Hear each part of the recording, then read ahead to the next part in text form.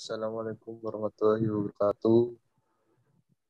Kami dari kelompok 5 akan menjelaskan tentang granule effervescent dengan judul Study the Effect of Feed Granulation and Fusion Method on Preparation, Characterization, and Release of Lornoxicum Sachet Effervescent Granule. Dan selanjutnya akan dijelaskan oleh teman saya. Dengan ini materinya yang pertama pendahuluan, yang kedua formula, yang ketiga metode, keempat pembahasan, kelima kesimpulan. Granul effervescent biasanya dibuat dari kombinasi asam sitat dan asam tatrat. Ketika asam tatrat adalah satu-satunya asam, butiran yang dihasilkan mudah hancur dan tidak memiliki kekuatan mekanik. Asam sitat saja menghasilkan campuran lengket yang sulit untuk digranulasi selama proses pembuatan. Lornoxicum adalah obat antiinflamasi non-steroid dari turunan oxycam kelas asam enolat itu digunakan dalam berbagai kondisi yang menyakitkan dan inflamasi.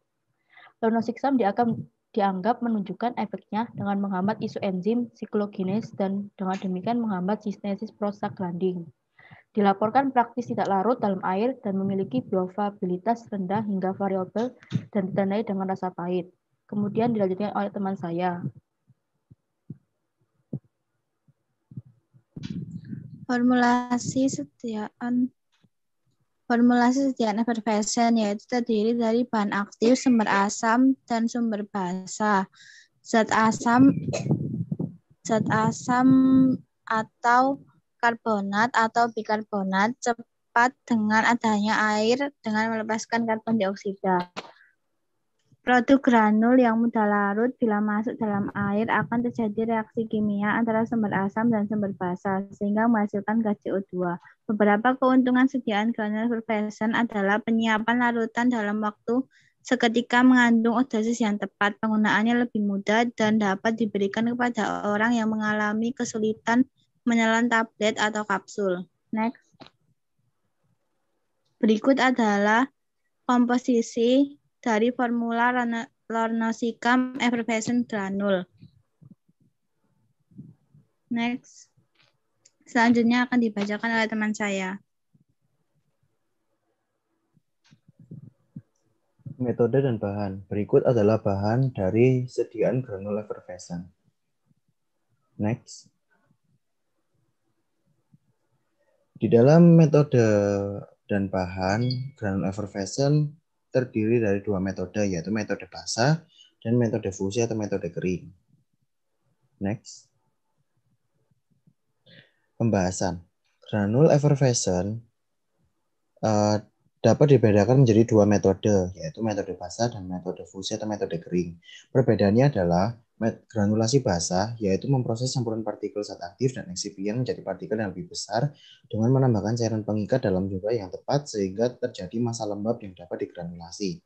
Sedangkan untuk granulasi kering sendiri, yaitu memproses partikel zat aktif dan eksipien dengan mengempat campuran bahan kering jadi massa padat yang selanjutnya dipecah lagi dan menghasilkan partikel yang berukuran lebih besar dari serbuk semula atau granul. Dalam percobaan kami menggunakan metode pengayakan di atas metode mikroskopis, karena metode mikroskopis dapat mengukur ukuran partikel hingga 100 mikro, memakan waktu dan melelahkan, serta membutuhkan orang yang berpengalaman, sedangkan metode pengayakan cepat otomatis tidak membutuhkan orang yang berpengalaman. Sifat alir granul. Nilai yang diperoleh untuk bulk density, tapered density, sudut diam, dan indeks Carr ditabulasikan pada tabel 2. Semua formulasi menunjukkan sifat aliran yang baik, sudut istirahat 30 derajat. Menunjukkan sifat alir yang sangat baik dan dari granul. Sedangkan hasil indeks Carr menunjukkan sifat alir berkisar dari sedang sampai sangat baik. Pembahasan. Kandungan obat berada pada kisaran 96,81 plus min 0,01 sampai 44 plus min 0,01 pada tabel 2. Hal ini memenuhi spesifikasi IEP untuk pengujian kandungan yang tidak boleh kurang dari 90% dan tidak boleh lebih dari 90%. Waktu larut granul pada F2 memberikan pelepasan obat 100% dalam waktu sekitar 15 menit. Dan pada F aksen 2 memberikan pelepasan obat 80% dalam waktu sekitar 15 menit. Tabel granul lornoxicam yang terdiri dari beberapa jenis tes mulai F1 hingga F aksen 3.